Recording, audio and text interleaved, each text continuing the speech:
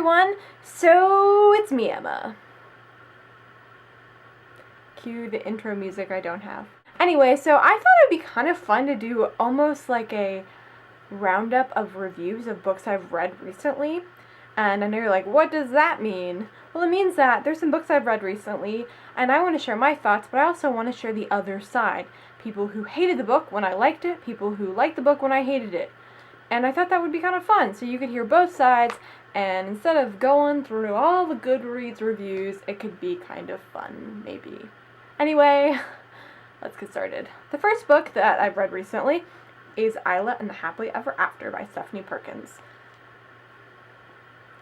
This is the third in the cute teenagers live in other countries and fall in love series, companion series, by Stephanie Perkins. I personally loved it. I thought it was funny and smart, and I thought that the characters felt really realistic. Now, other people on the interwebs have criticized this book and all of Stephanie Perkins' novels as being, it's like I hiccuped, and then it was just like I went through puberty at the same time.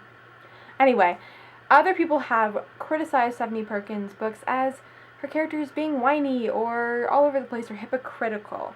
Now, this is interesting to me, and I understand where they're coming from, but personally, my experience with being a teenage girl and being around teenage girls is that, along with teenagers in general, you're pretty dang hypocritical. I don't know about you, but I was pretty hypocritical. One day I would like that girl, the next day I would hate her. One day that person would be great, the next day, it's something that goes away with time, hopefully, unless you're on The Real Housewives, and then you're kind of like that forever. Anyway, that's one thing that I really enjoyed about the books were the characters. I really loved Isla. I thought Josh was great, even though his artsiness was like, oh god, he's like so many people that I know, dudes that I know, it's just, Anyway, I thought this book was really fun and beautifully written, and I felt the feel. Other people have criticized Isla as being almost I love you at first sight, or insta-love, as the interwebs calls it. And yeah, that part I didn't love. I felt like it was a little more rushed comparatively to Lola and Anna. Lola and Cricket, and that book had experience with each other.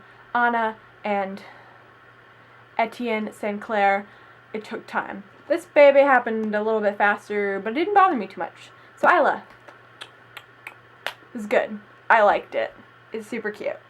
Next book I don't have on me, and that is White Sargasso Sea by Jean Rise, or Jean Rise, well, it's a lady, so Jean Rise. I bought this book on Monday, and because I didn't bring the book that I'm reading currently, and I went to the student bookstore, and I bought it, and it was great. Now, if you don't know what's White Sargasso Sea, and forever I thought it was White Sargasso Sea, and it was like all one word, but it's wide Sargasso Sea, like sea, like as in water. So if you're the same way and you're an idiot and you didn't get that, that's what that is. This book was recommended to me forever. Basically, it is a prequel to Jane Eyre, not, of course, written by Charlotte Bronte, as it was written like 100-something years later in the 60s.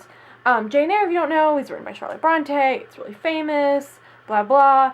You know about it probably. If you don't, just Wikipedia it or, like, watch the adaptation on Netflix. I don't know. Or read it. Or read it. Anyway, I read Jane Eyre. I didn't love it. I loved the first half of it. I thought it was funny. Thought it was good.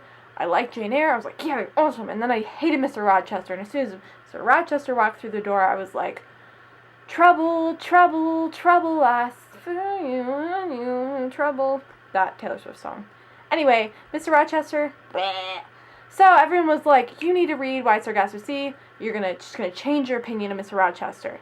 So basically, if you don't know anything about Jane Eyre, which you should if you read this, the crazy lady in the attic, spoiler alert, who is married to Mr. Rochester and burns down the house at the end of the novel, it's about her life. And her name is Antoinette. That's her real name. And it's about her life growing up in Jamaica and in the Caribbean. And it's pretty whack. And it's about how she goes mad, how she goes crazy, her family, her and Mr. Rochester's relationship when it was in the beginning. And I will say that it definitely made me understand Bertha a lot more. Didn't necessarily make me like her anymore. She reminded me a lot of Catherine from everybody's favorite book, Wuthering Heights by Emily Bronte. but it was still interesting, and it did make me sympathize with Mr. Rochester a tad bit more. I still don't really like him, but it made me like him a little bit more. This book is really, like, the writing style, really dreamlike, ethereal, and weird, and kind of it switches perspectives. It's really interesting. It's a really short read. It's under, like, 200 pages, so, or, like, a little bit over 200 pages.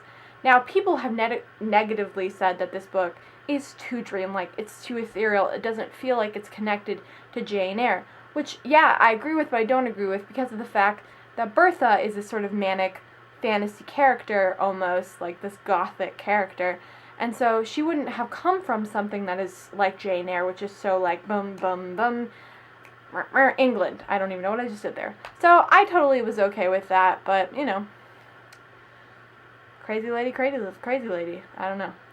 Next book is Witches of East End by Melissa De La Cruz, a novel. This is also a really short novel. I love short novels. This is, if you don't know about the TV show, it's on Lifetime, and this is the book that's based on it. I will say the book and the TV show, not like really at all. I mean, parts of it are like, but it's really pretty different. So if you've seen the TV show and you're like, oh, I've already seen it, it's different. So this book is about two sisters and their mother. The two sisters are grown-ass ladies. And their mother, they live in a tiny island outside of, like, off the coast of New York, and they're all witches. There's Freya, the youngest, wild child. There's Ingrid, the eldest, who's a librarian, is there on the book. And then there's their mother, Joanna, who's kind of an artsy, like, her kids probably went to Montessori school, but in, like, a cool way kind of woman. And the book follows them. It follows their love lives and all the crazy things that happen. And it's just, can't give too much away because there's lots and lots of spoilers. So, the good things about this book, it is fun and fast-paced. It's just bam, bam, bam, bam. It's enjoyable. The characters are enjoyable. There's lots of, like, fun, like, sexy times, which is kind of fun.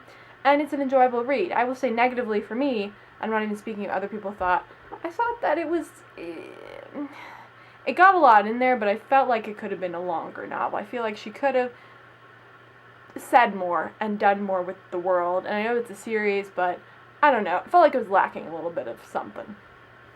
The next book that I have read, I'm just hiccuping like crazy, read recently is Bum Bum Bum Bum Bum. I read this today, The Absolutely True Diary of a Part-Time Benjamin Alexei Truman. I've had this book for ages. One of my friends gave me this, hi Kathleen, for my 18th birthday, and I was just like avoiding reading it, and I finally read it. I'm sure everybody knows what this is about. It's about a boy named Junior who grew up and is Native American, so he grew up on a Native American reservation that's incredibly poverty-stricken with alcohol problems, and he decides to go to a white school about 30 miles from where he lives, and it's about his life and things that happen.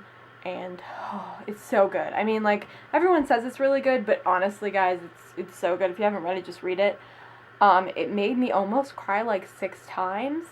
It had the same effect on me as, like, The Perks of Being a Wallflower. So if you're a fan of Perks, I think you'd be a fan of this. It emotionally tore through me. It was just beautiful and sad and hopeful and devastatingly good and devastating.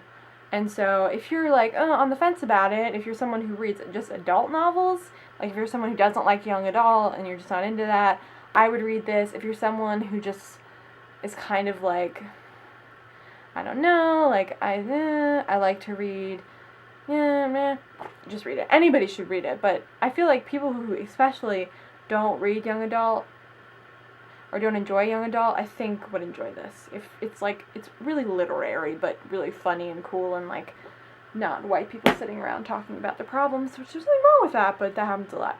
Anyway, those are my recent reads. I have no negative things to say, and I haven't heard any negative things about this. I ignore it.